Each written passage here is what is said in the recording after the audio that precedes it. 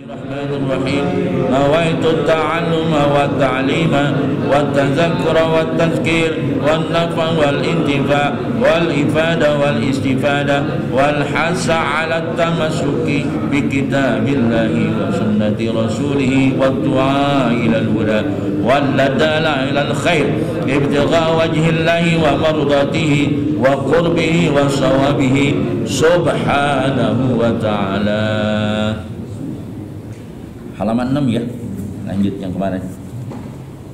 Kemarin itu babnya al-babul awal fi fadilatil ilmi wal ulama.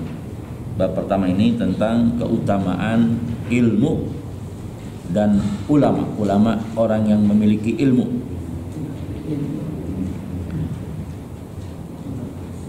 Orang bisa disebut ulama itu karena memang ilmunya luas.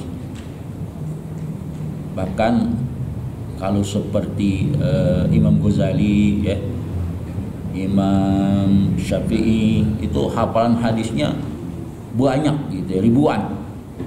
Apalagi Al-Qur'an. Imam Syafi'i dari umur 7 tahun udah hafal Al-Qur'an.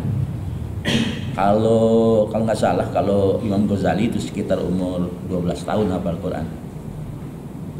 Banyak para ulama seperti itu. Jadi memang mereka itu dikategorikan ulama ya memang ilmunya itu sangat luas. Bukan hanya satu bidang ilmu yang mereka kuasai. Bahkan seperti Imam Ghazali itu menguasai ilmu filsafat luar biasa itu. Filsafat itu kan ilmu yang berasal dari Yunani, dia menguasai. Dipadukan dengan ilmu Islam. Nah, hari ini kita mengkaji kitab Tanqihul Qaul yang dikarang oleh seorang ulama besar, Jalaluddin bin Kamaluddin As-Suyuti. Kemarin itu baru sampai yang pertama ya, Aitkin alfi raqabatin sampai situ. Yang sekarang yang kedua. Bismillahirrahmanirrahim. Rabbana atina min ladunka rahmatan nuhayyi' lana min amrina rasyada. Rabbi shrah li sadri wa yassir li amri wahlul 'uqdatam min lisani yafqahu qawli. Sekarang dimulai dari wa nazaruka ila wajhil alimi khairun laka min alfi farasin tasaddaqta biha fi sabilillah. Itu yang kedua. Yang ketiga, wa salamuka 'alal alimin khairul laka min ibadati alfi sanatin. Itu yang akan coba kita terjemahkan. Wa nazaruka itu artinya pandangan ya, kita ngelihat kepada orang alim maksudnya. Ila wajhil alim, pandanganmu kepada wajah orang alim, khairun laka, lebih bagus bagimu, min alfi farasin, daripada 1000 kuda, min dari alfi 1000 farasin kuda ya.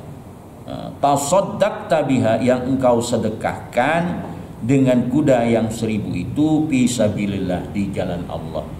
Jadi kuda yang dipersiapkan, kudanya biasanya bukan kuda kayak kuda di Indonesia ya.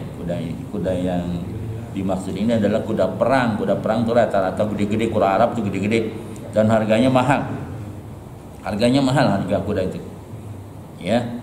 Nah, kalau itu kita punya 10.000 kuda, kita sedekahkan, itu masih kalah dibandingkan dengan pandangan kita, ngelihat mata kita, nempok mata kita pada wajah orang alim. Di situ ada kesukaan begitu ya, rasa mahabbah, rasa cinta begitu. Pandangan yang dimaksud adalah pandangan yang ada rasa cinta kepada para ulama, bukan pandangan sekedarnya aja. Pandangan yang dimana kita ada rasa cinta. Kita melihat orang alim, ulama, seperti kita melihat Rasulullah, karena al-ulama warasatul anbiya. Ulama itu kan merupakan pewaris para nabi. Dengan ilmu yang dimiliki, itu warisan yang dibawa bersumber dari kanjeng Nabi. Ya, karena Nabi udah nggak ada sekarang ini, maka yang ada ulama. Maka itu yang jadi yang jadi panutan kita, yang jadi contoh buat kita. Memang Rasulullah yang memerintahkan begitu ya. Kita harus nyontoh kepada para ulama ya, karena ilmunya itu bersumber dari Nabi Muhammad SAW. Oleh karena itu kalau kita memandang ke ulama itu Ya, pandangan kita itu apa namanya bermakna atau bernilai luar biasa, sehingga kuda 1000 aja kalah masih, ya. Bersedekah kuda 1000 kalah dibandingkan dengan memandang wajah ulama, ya. Wajah ulama itu memandang di sini adalah sekali lagi memandang dengan rasa mahabbah, rasa cinta, rasa hormat, takzim, bahkan kalau bisa bersalaman. Orang kalau ke ulama itu berebut salamannya, ya. Karena bersalaman dengan ulama itu berbeda dengan bersalaman dengan orang biasa. Ada keberkahan di situ yang mungkin sebagian orang menolak gitu, ya. Kita bersalaman cium tangannya bukan karena menyium itunya ya fisiknya, tapi kita mencium, ya, karena ilmunya itu, ya. Karena ilmunya yang ada dalam dirinya yang betul-betul mumpuni gitu. Jadi Rasulullah katakan, pandanganmu kepada wajah orang yang berilmu, orang alim, itu lebih baik daripada kamu bersedekah 1000 ekor kuda di jalan Allah. Sedekahnya itu, ya, bukan sedekah biasa, tapi di jalan Allah, artinya untuk perang. Kuda digunakan untuk perang, gitu ya. Kita nggak bisa bayangkan bagaimana mahalnya kuda yang digunakan untuk perperang itu. Yang ketiga, ya, wasalamuka alal alimi khairul laka min ibadati alfis sanatin. Wasalamuka, ya, salamuka artinya mengucapkan salam, assalamualaikum, gitu ya. Salamuka, kita ucapkan salam kepada orang alim, alal alim. Ketemu kita dengan ulama, dengan orang alim, berusaha bagaimana mengucapkan salam kepada dia, ya. Atau yang dimaksud di sini juga musafahah, artinya bersalaman begitu. Berusaha merebut tangannya, berusaha mendekati tangannya agar bisa bersalaman, apalagi kalau bisa mencium pipi kanan atau pipi kiri, ya. Itu merupakan khairul laka min ibadati alfi sanatin. Lebih baik bagi kamu daripada beribadah 1000 tahun, ya. Yang sepanjang umurnya dia beribadah 1000 tahun itu, ya. Orang yang beribadah 1000 tahun itu belum apa-apa, ya, dibandingkan dengan bersalaman atau kita musafahah, ya, bersalaman kepada orang alim. Bersalaman sesama kita saja itu dianjurkan sama Rasul. Jadi apabila bertemu dua orang muslim, maka dianjurkan sama Rasulullah mengucapkan salam, afsus salamah bainakum. Ucapkanlah salam di antara kamu. Itu perintah Rasul, ya. Mengucapkannya sunnah, tapi menjawabnya wajib hukumnya, ya. Jangan didiamkan. Kalau orang mengucapkan assalamualaikum, maka kita jawabnya waalaikumsalam warahmatullah. Kalau dia bilang assalamualaikum warahmatullah, kita menjawabnya waalaikumsalam warahmatullahi wabarakatuh. Kalau dia assalamualaikum warahmatullahi wabarakatuh, maka sama jawabnya waalaikumsalam warahmatullahi wabarakatuh. Itu dijawab salamnya, gitu ya. Jadi salam kita kepada orang alim, ya, itu merupakan satu kebaikan yang melebihi beribadah 1000 tahun, gitu ya. Nah, ini 3 hadis pertama ini berkenaan 3 hal tentang keutamaan ilmu dan ulama. Kenapa kok bisa begitu mulia seorang alim? Karena ilmunya bersumber dari Rasulullah bersumber dari Allah. Jadi ilmunya Allah itu, ya. Berbeda kalau orang ilmunya itu ilmu ilmu umum gitu, ya. Ahli matematik, ahli fisika, itu berbeda, ya, berbeda. Kalau hanya ahli itu. Tapi kalau orang ahli tufaqihu fiddin, dia paham benar tentang agama, itu kehormatannya melampaui segala-galanya itu, ya. Jadi begitu, ya. Yang dimaksud di sini ulama yang tufaqihu fiddin, yang paham tentang ilmu agama. Di mana dari ilmunya itu dia bisa menyelamatkan umat dari kekeliruan di dalam beribadah. Banyak orang yang beribadah ikut-ikutan, sujudnya ikut-ikutan, rukunya ikut-ikutan, ya. Padahal majelis ilmu di mana-mana ada, dia kagak mau. Dari dulu sampai sekarang kagak mau dia ikut majelis ilmu itu, karena merasa udah cukup nyontoh dari orang lain tanpa belajar, ya. Itulah. Jadi pokok utama di sini kita kalau beribadah yang paling dijadikan titik tekan itu harus dengan ilmu. Sebab ibadah tanpa ilmu mardudatun la tuqbal, ditolak ya sama Allah Subhanahu wa taala. Apalagi dalam urusan ketauhidan ya. Waduh, itu harus benar-benar belajar, paham banget, jangan sampai salah paham ya. Banyak kan orang salah paham kan ikut-ikutan. Ya, salah paham. Banyak orang salah paham. Itu masalah tauhid itu penting banget.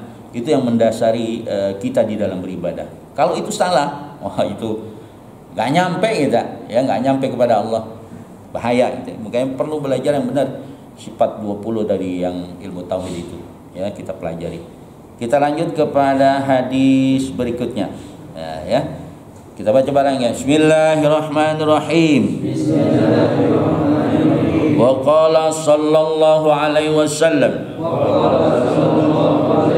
Faqihun wahidun mutawarri'un asyaddu 'ala syaitan